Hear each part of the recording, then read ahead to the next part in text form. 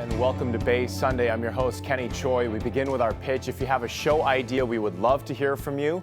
Go to facebook.com/Bay Sunday and comment to the page. Today, I'll be sitting down with the author of Finding Fountain Bleu and the executive directors of the Oakland Youth Chorus and the Enriching Lives Through Music program. But first, up to talk about the book, So Much to Be Done, the writings of breast cancer activist Barbara Brenner.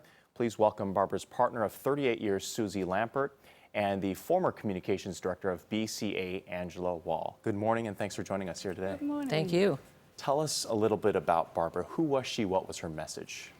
Barbara was a breast cancer activist. She started her career as a lawyer, but when she was diagnosed with breast cancer in 1993, she became an activist. And she really took the personal to the political in a whole new dimension. She understood that breast cancer diagnosis for her was not just about her.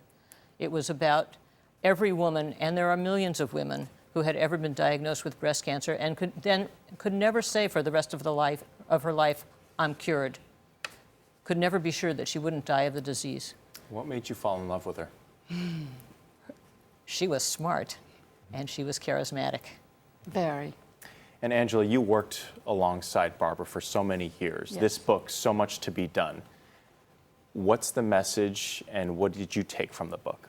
So it's a very powerful book. It's a collection of her when she was executive director of Breast Cancer Action for 15 years before she was diagnosed with ALS.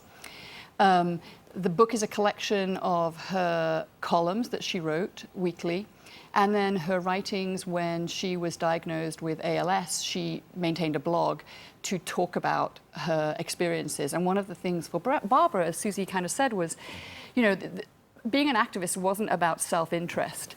It was about taking something that was affecting her and looking to make broader social change based on what she noticed was either available or not available for everyone else. And so the book is this kind of progression of her experience with disease and her progression as an activist and her progression as, you know, changing the conversation around breast cancer and then ALS, pushing these issues into the forefront in very radically different ways than the ways we see them currently. And one of the things that she noticed and she talks about in this book is pinkwashing.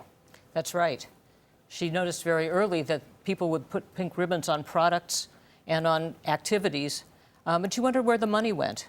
And then she wondered where their money came from.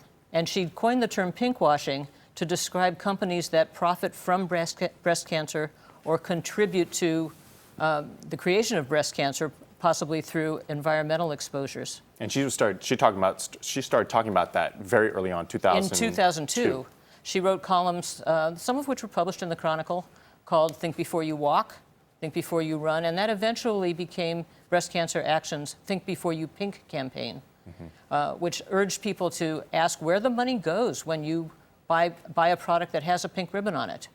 And what's in the product? Are there carcinogens in the actual product? So is this actually a product that has a pink ribbon on it that is saying it's going to support women with breast cancer, yet at the same time is contributing to the disease by containing carcinogens? Right.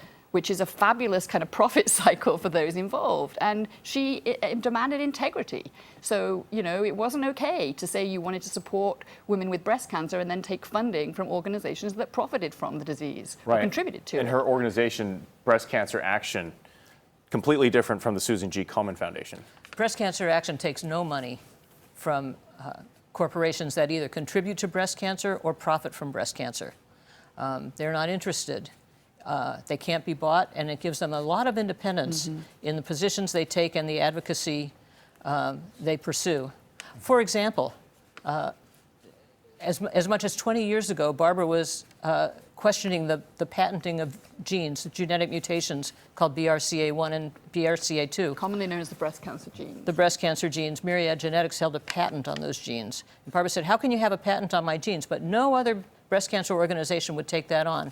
The ACLU finally took on a case in about 2009, and Breast Cancer Action was the only national breast cancer organization to sign on as a plaintiff to that case, which was resolved unanimously by the Supreme Court in favor of no gene patents about a month after Barbara died in 2013.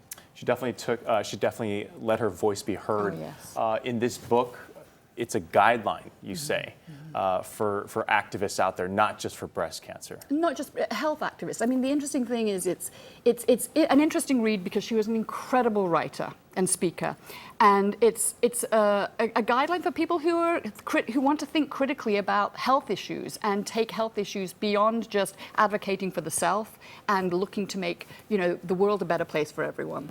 Susie and Angela, thank you for joining us here this morning. It's a pleasure. Thank you very much. And for more information about So Much to Be Done, log on to bcaction.org.